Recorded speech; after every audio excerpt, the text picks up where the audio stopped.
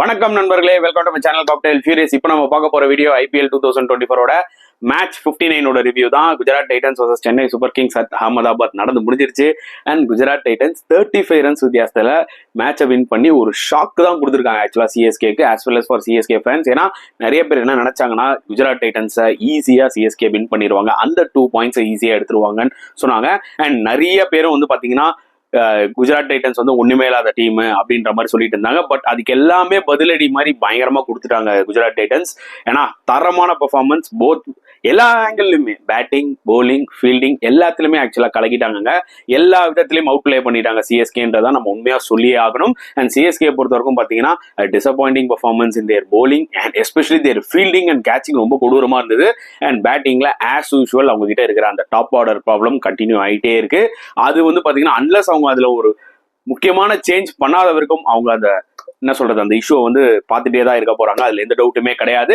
So மேட்சோட review பக்கம் வந்தோம்னு பாத்தீங்கன்னா டாஸ் வின் பண்ணி போலிங் எடுத்தார் Rituraj Gaikwad. I felt like okay, Ahmedabad wicket வந்து பாத்தீங்கன்னா சேசிங் விளையாடுறதுல ஒன்றும் பெரிய தப்பான ஒரு விஷயம் கிடையாது. ஏன்னா இட்ஸ் ஃபிளாட் ட்ராக். ஸோ அந்த வகையில சேசிங் எடுத்தாரு. அண்ட் 231 ஃபார் 2 பா சம ஸ்கோருங்க. இன்ஃபேக்ட் 260 போயிருக்கும். த வே சுப்மன் கில் அண்ட் சாய் சுதர்ஷன் ஓப்பனிங்ல விளையாடுறது பாத்தீங்கன்னா அவுட்ஸ்டாண்டிங்கா இருந்ததுங்க. ரெண்டு பேரும் 210 ரன்ஸ் ஓப்பனிங் பார்ட்னர்ஷிப் ஃபர்ஸ்ட் கிளாஸா விளையாடினாங்க. அண்ட் எஸ்பெஷலி சுப்மன் கில் வந்து பாத்தீங்கன்னா இனிஷியலா அந்த இனிஷியேட்டிவ் எடுத்தார். புரியுது உங்களுக்கு, அவர் தான் அந்த இன்டென்ட் காமிச்சார். ஃபர்ஸ்ட் ஓவர்லேயே சாண்டர் ஓவர்ல 14 ரன்ஸ் அடிச்சாரு. அதுவே ஒரு மிகப்பெரிய மொமெண்டமா வந்து ஜிடிக்கு அமைஞ்சதுன்னு தான் சொல்ல முடியும்.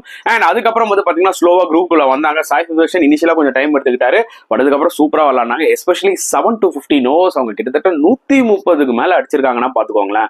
வேற லெவல்ல விளையாடினாங்க. கிராஸ் பேட் ஷாட்ஸ்லாம் இல்ல, பியூர் கிரிக்கெட்டிங் ஷாட்ஸ். பிளாட்டஸ்ட் விக்கெட் ஆக்சுவலா நேற்று விக்கெட்ல நீங்க பாத்தீங்கன்னா.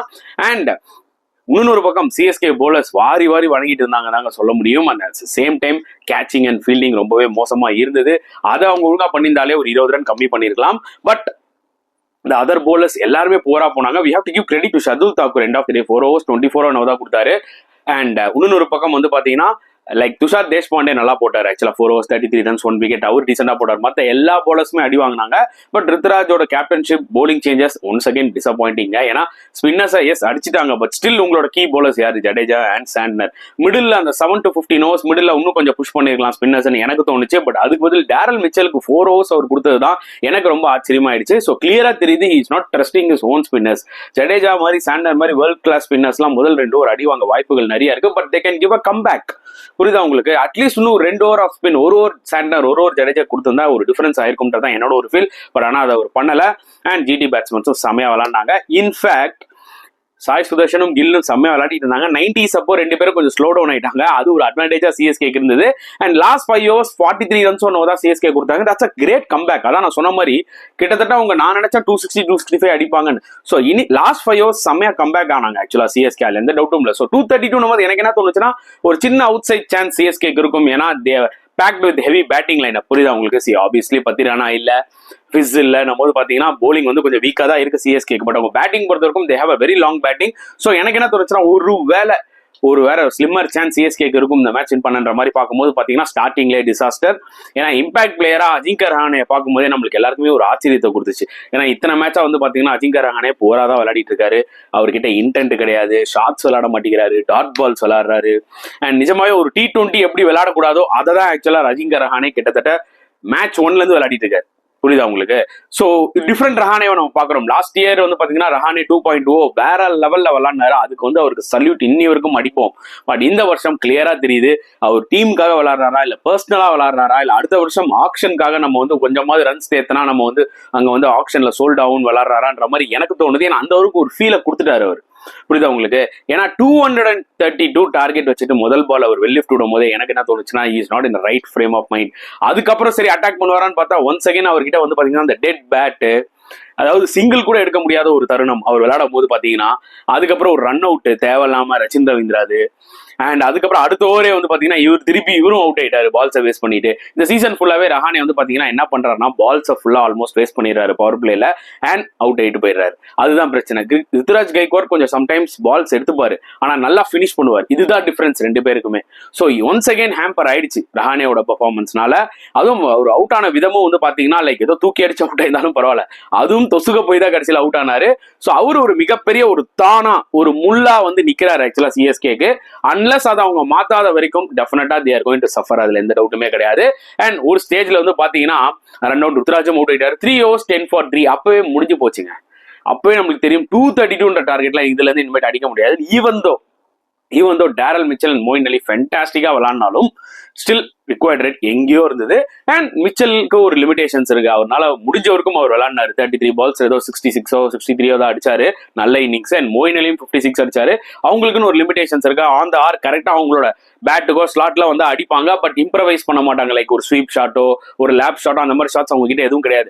ஸோ ஒரு 2 ball 2 6 அடிச்சாலும் அடுத்த 4 ball வந்து பாத்தீங்கன்னா நீங்க பேக் ஆஃப் லைன் போட்டீங்கன்னா அதுக்கு ரெஸ்பெக்ட் கொடுத்து சிங்கிளோ டாட் பால் தான் விளாடுறாங்க. ஸோ அவங்களும் இன்னும் கொஞ்சம் சில ஷாட்ஸ் வெரைட்டி ஆஃப் ஷாட்ஸ் கொஞ்சம் விளையாடினாங்கன்னா இன்னும் எக்ஸ்ட்ரா 15-20 runs போயிருக்கும். பட் ஸ்டில் 10 for 3ல இருந்து பாத்தீங்கன்னா அவங்க ஆக்சுவலா காப்பாத்துறாங்க சிஎஸ்கே. இல்லைன்னா இன்னைக்கு அந்த மேட்ச்ல பாத்தீங்கன்னா maybe they would have lost between என்ன சொல்றது ஒரு 100-120 runs வித்தியாசத்துல கூட அந்த மேட்சை தோத்துருக்கலாம். 10 for 3ல இருந்து இந்த பார்ட்னர்ஷிப் இல்லைனா. ஸோ 99 runs of 57 balls இந்த partnership was really good. And அதுக்கப்புறம் சிவம் துபே வந்தாரு, அவரும் அப்படி ஒரு 6-4 அடிச்சாரு. பட் அந்த அளவுக்கு பெருசா டெம்போல விளையாடல. எப்போ மிச்சல் அவுட் ஆனாரோ எப்போ வந்து மோயின் அலி அவுட் ஆனாரோ அப்பவே வந்து பாத்தீங்கன்னா அந்த மொமெண்டம் டோட்டலா லாஸ்ட் ஆயிடுச்சு ஆக்சுவலி சிஎஸ்கேக்கு. ஸோ ரிக்வயர்ட் ரேட் எங்கேயோ போயிடுச்சு. சிவம் துபேவும் அதுக்கப்புறம் அவுட் ஆயிட்டாரு. And last time MS Dhoni crowd வந்து பாத்தீங்கன்னா என்டர்டைன் பண்றதுக்காக வந்து அவரும் முடிஞ்சவருக்கும் ஒரு 2 6 2 4 அடிச்சாரு. ஸோ எம்எஸ் தோனி ஃபேன்ஸ் பொறுத்த வரைக்கும் பாத்தீங்கன்னா கிரௌட்ல வந்தவங்க வந்து ரொம்ப ஹாப்பியா இருந்திருப்பாங்க. ஏன்னா 90,000க்கு மேல நேற்று கிரௌடுங்க, வாய்ப்பே கிடையாது. அகமதாபாத்ல சான்ஸே கிடையாது. ஆக்சுவலி இந்த மேட்ச் வந்து பாத்தீங்கன்னா almost GT out.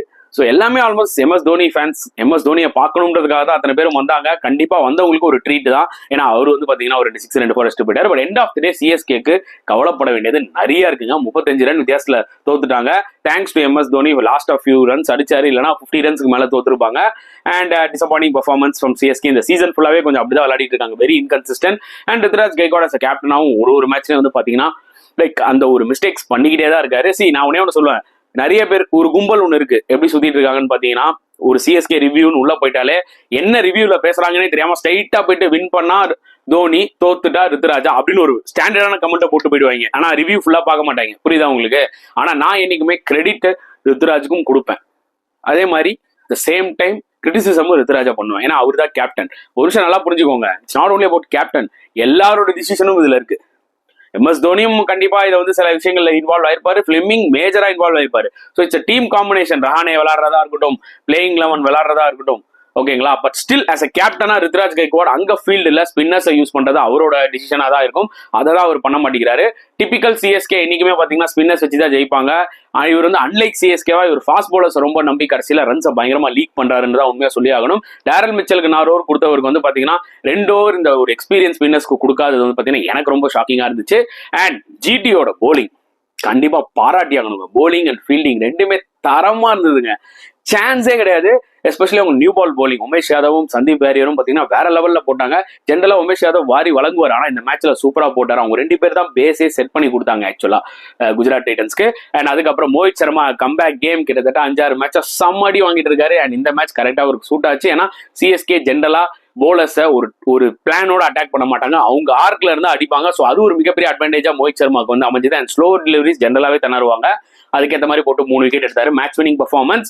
And yes, Rashid கானும் அதுக்கப்புறம் லாஸ்டா வந்தாரு. தோனிக்காக ஒரு ஹோல்ட் பண்ணி வச்சிருந்தாங்க, அவரும் 2 விக்கெட்ஸ் எடுத்தாரு. என்னதான் தோனிக்காக ஒரு ஹோல்ட் பண்ணி வச்சிருந்தாலும் எம்எஸ் தோனி அவரை கொஞ்சம் அடிச்சாரு.